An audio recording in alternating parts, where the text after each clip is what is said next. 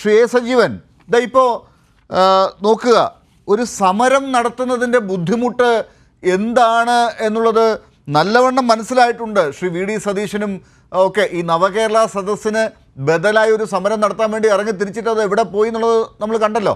അത് കഴിഞ്ഞിട്ട് ഇപ്പോൾ എന്തോ പുതിയൊരു സമരം, പുതിയൊരു ജാഥയൊക്കെ പ്രഖ്യാപിച്ചിട്ടുണ്ട്. അതൊന്നും ഇതുവരെയും തുടങ്ങിയ ഡേറ്റൊക്കെ കഴിഞ്ഞു എന്നാണ്, പറഞ്ഞ ഡേറ്റൊക്കെ കഴിഞ്ഞു എന്നാണ് ഞാൻ മനസ്സിലാക്കുന്നത്. ഇപ്പോഴും അതിൻ്റെയും ഒരു 7 കാര്യങ്ങളൊന്നും എത്തിയിട്ടില്ല. അപ്പോഴാണ് അടുത്ത ഘട്ടം സമരത്തിലേക്ക് പോകുന്ന സംസ്ഥാന സർക്കാരിനെ കുറിച്ച് ഫെബ്രുവരി 8-ന് ഡൽഹിയിൽ നടക്കുന്ന സമരത്തെ ഈ രീതിയിൽ ട്രോളാനുള്ള സമരം. നല്ല കയ്യടി അവിടെയൊക്കെ കിട്ടുമായിരിക്കും.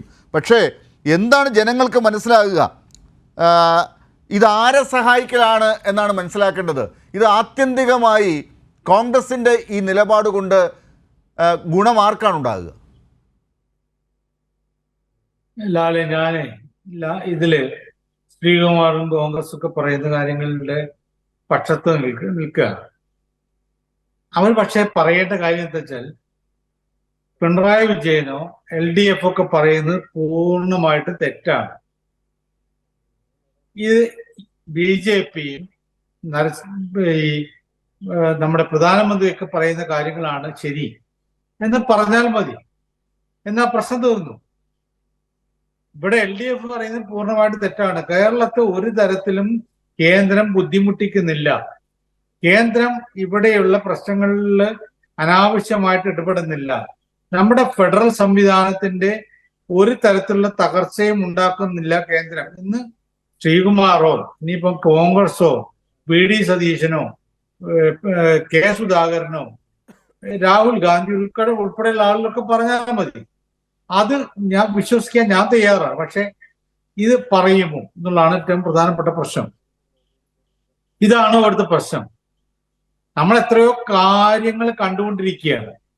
പക്ഷേ ഇത് പറയാതെ പറയുന്നത് ഇത് തന്നെയല്ലേ ശ്രീ എ സജീവൻ? ഇങ്ങനെ ഒന്നും പറയാതിരുന്നാൽ, ഒരു സമരം നടത്താതിരുന്നാൽ, ഞാൻ അതാണ് ചോദിച്ചത്, ഇത് ആർക്കാണ് ഗുണം എന്ന് ചോദിച്ചത് അതുകൊണ്ടാണ്. ഇങ്ങനെ പറയാതിരുന്നത് കൊണ്ട് അങ്ങ് ഈ പറഞ്ഞതുപോലെ, അങ്ങ് സംശയിച്ചതുപോലെ ഇവർ എന്താണ് പറയുന്നത്? ഇവിടെ ഒരു പ്രശ്നവുമില്ല, ഫെഡറലിസത്തിൻ്റെ തകർച്ചയില്ല, ഇവിടെ കേന്ദ്ര ഗവൺമെൻറ് നരേന്ദ്രമോദി കേരളത്തെയോ മറ്റ് BJP ഇതര സർക്കാരുകളെയോ ബുദ്ധിമുട്ടിക്കുന്നില്ല, ഇവിടെ സെക്യുലറിസത്തിന് ബുദ്ധിമുട്ടില്ല, ഡെമോക്രസിക്ക് ബുദ്ധിമുട്ടില്ല. ഇതൊക്കെയല്ലേ VD സതീശനും കൂട്ടരും പറയുന്നു എന്നല്ലേ മനസ്സിലാക്കേണ്ടത്? അങ്ങനെയാണെങ്കിൽ അവരുടെ സമരത്തിന്റെ മുദ്രാവാക്യം അതാണ് എനിക്ക് അവരോട് ചോദിക്കാനുള്ള ചോദ്യം അതാണ്. ഇതാണ് നിങ്ങൾ പറയുന്നതെങ്കിൽ അത് തുറന്ന് പറയുക. ഇവിടെ ഇപ്പോഴത്തെ പ്രശ്നം എന്താണ്? ഇവിടെ സെക്യുലറിസം പ്രശ്നത്തിലാണ്. കേരളത്തെ മാറ്റി വെച്ചുകൊണ്ട് നിങ്ങൾ ചിന്തിക്കും, ബാക്കിയുള്ള സംസ്ഥാനങ്ങളിൽ കർണാടകവും തമിഴ്നാടും ഉൾപ്പെടെയുള്ള ബംഗാൾ ഉൾപ്പെടെയുള്ള പഞ്ചാബ് ഉൾപ്പെടെയുള്ള സംസ്ഥാനങ്ങളിൽ കേന്ദ്രം എന്തൊക്കെ രീതിയിലാണ് ഇടപെടുന്നത്, ഏതൊക്കെ രീതിയിലാണ് അവിടെയുള്ള ഭരണത്തെ ഭീകരമായ രൂപത്തിൽ വരിഞ്ഞു മുറുക്കുന്നു എന്നുള്ള കാര്യം നമുക്കറിയാമല്ലോ.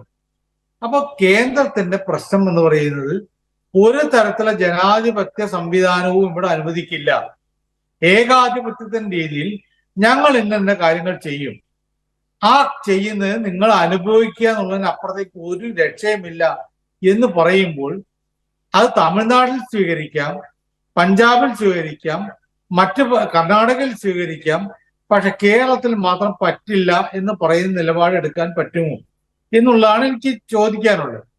ഇവിടെ അത് നടക്കുന്ന കാര്യങ്ങളാണ്. ബാക്കി പിണറായി വിജയന്റെയോ അല്ലെങ്കിൽ ബാക്കിയുള്ള മന്ത്രിമാരുടെയോ ഒക്കെ കാര്യങ്ങളൊക്കെ മാറ്റിവെക്കുകയാണ്. ഇതിനപ്പുറത്തേക്ക് ഫെഡറൽ സിസ്റ്റം എന്ന് പറയുന്ന ഒരു സംവിധാനം ഉണ്ടല്ലോ, ആ സംവിധാനത്തെ തകർക്കുന്നുണ്ടോ കേന്ദ്രം? അതിനെക്കുറിച്ച് കോൺഗ്രസ് എന്താണ് പറയുന്നത്? VD സതീശൻ പറയുന്നത് എന്ത് ചെയ്താലും, ഇവിടെ എന്തൊക്കെ സംഭവിച്ചാലും പിണറായി രാജിവെക്കണം എന്ന്. അതൊരു രാഷ്ട്രീയ നിലപാട് പോലുമല്ല, അതൊരു തരത്തിലുള്ള മുദ്രാവാക്യം വിളി മാത്രമാണ്. അതാണ് വേണ്ടത്. പിണറായി വിജയൻ രാജിവെക്കുമോ ഇല്ലയോ എന്നുള്ള കാര്യം വേറെ മാറ്റിവെക്കാം. പക്ഷെ കേന്ദ്ര സർക്കാരും സംസ്ഥാന സർക്കാരും തമ്മിലുള്ള ഒരു ബന്ധം, ആ ബന്ധത്തിൽ കേന്ദ്രത്തിന്റെ ഇടപെടൽ എത്ര വരെയാകാം, കേന്ദ്രം ഗവർണർ ഉൾപ്പെടെയുള്ള ഭരണഘടനാ പദവികളെ ഏതൊക്കെ രീതിയിൽ ഉപയോഗിക്കാം, ആ ഒരു കാര്യത്തിൽ നമുക്ക് അഭിപ്രായം പറയണമല്ലോ. ശ്രീ എൻ ശ്രീകുമാർ നേരത്തെ പറഞ്ഞത്, ശ്രീ എ സജീവൻ, ശ്രീ എൻ ശ്രീകുമാർ നേരത്തെ പറഞ്ഞത്, മുൻപ് പ്രതിപക്ഷം എന്താണ് ചെയ്തത്? ഈ CPM പ്രതിപക്ഷത്തിരുന്നപ്പോൾ എന്താണ് ചെയ്തത്? അന്നത്തെ സർക്കാരിനെ ഇങ്ങനെയുള്ള കാര്യങ്ങളിൽ സഹായിച്ചില്ലല്ലോ. ഒരു പകരം വീട്ടാൻ ഇപ്പോൾ കിട്ടിയ ഒരു അവസരം ഇതാണ്, അതുകൊണ്ട് കണക്ക് തീർക്കുന്നു. അല്ല, അതാണെങ്കിൽ അത് പറയണം. ഞങ്ങൾ പകരം വീട്ടുകയാണ്, ഇത് ശരിയൊന്നല്ല, എന്നാ പകരം വീട്ടുകയാണ്, അത് പറയൂ. പണ്ട് LDF ചെയ്തത് ശരിയല്ലാത്ത കാര്യങ്ങളായിരുന്നു, അതുകൊണ്ട് അന്ന് അവർ ഞങ്ങൾക്കെതിരെ കാട്ടിയ ഈ രാഷ്ട്രീയ വിരോധം വെച്ചുകൊണ്ട് ഞങ്ങൾ പകരം വീട്ടുകയാണെന്ന് പറഞ്ഞോളൂ. പക്ഷെ പറയേണ്ടത് അതേ രീതിയിലായിരിക്കണം. നമ്മളിപ്പോ ഈ LDFന്റെ ഭാഗത്ത് കഴിഞ്ഞ തവണയോ അതിന് മുമ്പത്തെ തവണയോ അതിനപ്പുറത്തെ തവണയോ ഒക്കെ എന്തെങ്കിലും വീഴ്ച ഉണ്ടായിട്ടുണ്ടെങ്കിൽ പകരം വീട്ടാനല്ലോ UDF നമ്മൾ നിയോഗിക്കുന്നത്. UDFന്റെ ചുമതല എന്താണ്? ഭരണത്തിലാണെങ്കിലും പ്രതിപക്ഷത്തിലാണെങ്കിലും അവർ ചെയ്യേണ്ടത് അവരെ ജനാധിപത്യപരമായിട്ട് നിയോഗിച്ച കാര്യത്തിൽ ഭരണം കിട്ടുന്ന ആ രീതിയിൽ, പ്രതിപക്ഷത്തിരിക്കാൻ ആ രീതിയിൽ അവർ ചെയ്യേണ്ട ചില കടമകളുണ്ട്. അത് ചെയ്യുകയാണോ ചെയ്യുന്നത്? അല്ലെങ്കിൽ നേരത്തെ കഴിഞ്ഞ തവണ നിങ്ങൾ ഇങ്ങനെ ചെയ്തില്ല, അതുകൊണ്ട് ഞങ്ങൾ പകരം വീട്ടുകയാണെന്ന് പറയുന്നത് ജനാധിപത്യത്തിൽ ഒരു ഭരണ സംവിധാനത്തിൽ പാർട്ടിക്കോ മുന്നണിക്കോ ഒഴിച്ച പരിപാടിയല്ല. പ്രതിപക്ഷത്തിന്റെ റോൾ എന്താണ് എന്ന്, പ്രതിപക്ഷത്തിന്റെ കടമ എന്താണ് എന്ന് അദ്ദേഹം നേരത്തെ പറഞ്ഞു. പ്രതിപക്ഷത്തിന് ജോലി ഇങ്ങനെ സംസ്ഥാനം ഭരിക്കുന്ന സർക്കാരിനെ ബുദ്ധിമുട്ടിക്കുക. സംസ്ഥാനം ഭരിക്കുന്ന സർക്കാരിനാണ് ഈ ജനങ്ങളെയൊക്കെ നോക്കേണ്ട ജോലി എത്ര. എൻ ശ്രീകുമാർ നേരത്തെ പറഞ്ഞതാണ്. അതുകൊണ്ട് ആ ജോലി കൃത്യമായിട്ട് അവർ ചെയ്യുന്നുണ്ടോ എന്ന് നോക്കിക്കൊണ്ടിരിക്കും. അതിന് വേണ്ട രീതിയിൽ ചിലപ്പോൾ കരിങ്കൊടി കാട്ടും, ചിലപ്പോൾ പൊതുമുതൽ അടിച്ചു നശിപ്പിക്കും, സമരം നടത്തും, എല്ലാം അങ്ങനെ ചെയ്തുകൊണ്ട് ബുദ്ധിമുട്ടിച്ച് കൂടുതൽ ബുദ്ധിമുട്ടുണ്ടാകും. അപ്പോൾ അതിനെയൊക്കെ മറികടന്ന് സംസ്ഥാന സർക്കാർ കേന്ദ്രത്തിനെതിരെ കാര്യങ്ങളൊക്കെ ചെയ്ത് ജനങ്ങളെ സംരക്ഷിച്ചു കൊള്ളണം. ഇതാണ്. അതല്ല, അത് തീർത്തും തെറ്റായ നിലപാടാണ്. പ്രതിപക്ഷത്തിന്റെ ചുമതല എന്ന് പറയുന്നത് ജനാധിപത്യത്തിന്റെ ഒരു സംവിധാനത്തിന്റെ ഒരു രീതിയുണ്ട്. അതിൽ ഭരണത്തിലായാലും അല്ലെങ്കിലും ഒക്കെ അവർ ചെയ്യേണ്ട കർത്തവ്യമുണ്ട്. ഭരണപക്ഷത്തിൽ കുറെ വീഴ്ചകളോ പ്രശ്നങ്ങളോ ഒക്കെ ഉണ്ടെങ്കിൽ അത് ചൂണ്ടിക്കാട്ടാം. അവർ ചെയ്യേണ്ടത് ഭരണത്തെ ശരിയായ രൂപത്തിൽ മുന്നോട്ടേക്ക് കൊണ്ടുപോകാൻ വേണ്ട നിർദ്ദേശമോ അല്ലെങ്കിൽ വിമർശനമോ ഒക്കെ ചെയ്യാന്നുള്ളതാണ്. അതാണോ ചെയ്യുന്നതാണ് പറയേണ്ടത്. ഭരണപക്ഷത്തിന്റെ നിങ്ങൾ നേരത്തെ പ്രതിപക്ഷത്തായപ്പോ ഇന്ന ചെയ്തില്ലേ, അതുകൊണ്ട് ഞങ്ങൾ പ്രതികാരം ചെയ്യുന്നു പറയുന്നത് ജനാധിപത്യ രീതിയല്ല. അവർ ചെയ്യേണ്ട കാര്യം എന്ന് പറയുന്നത്, ഞങ്ങൾ ഇപ്പോൾ പ്രതിപക്ഷത്താണ്, നിങ്ങളുടെ ഭാഗത്ത് ഇന്ന പ്രശ്നങ്ങളുണ്ട്, അല്ലെങ്കിൽ കേന്ദ്ര സർക്കാർ ചെയ്യുന്നത് പൂർണ്ണമായിട്ട് ശരിയാണ്, അത് പറയാം. ആ കേന്ദ്ര സർക്കാർ ചെയ്യുന്നത് ശരിയാണെന്ന് പറയുന്നതിൽ നമുക്ക് എതിരൊന്നുമില്ല. നിങ്ങളുടെ നിലപാട് എന്താണെന്ന് വ്യക്തമാക്കണം.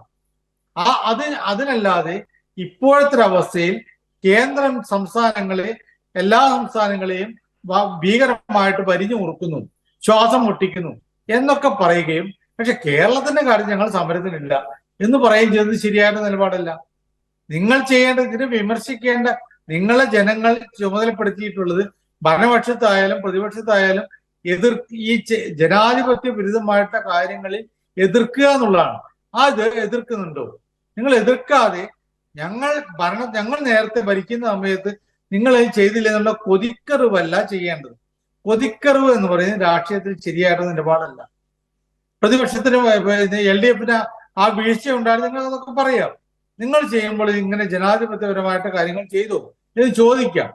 പക്ഷേ ഞങ്ങൾ അതുകൊണ്ട് പകരം വീട്ടുകയാണെന്ന് പറയുന്നത് ജനാധിപത്യപരമായിട്ട് പ്രവർത്തനമല്ല. അത് ഭരണപക്ഷത്തായാലും പ്രതിപക്ഷത്തായാലും ഒക്കെ ഏതൊരു പാർട്ടികളും ചെയ്യേണ്ട രീതിയല്ല. അങ്ങനെ ഇപ്പോൾ ചെയ്യുന്നുണ്ടെങ്കിൽ VD സതീശൻ ചെയ്താലും ഇപ്പൊ ശ്രീകുമാർ തന്നെ ന്യായീകരിച്ചാലും അതിനോട് യോജിക്കാൻ എനിക്ക് പറ്റില്ല എന്നാണ് ഞാൻ പറയുന്നത്.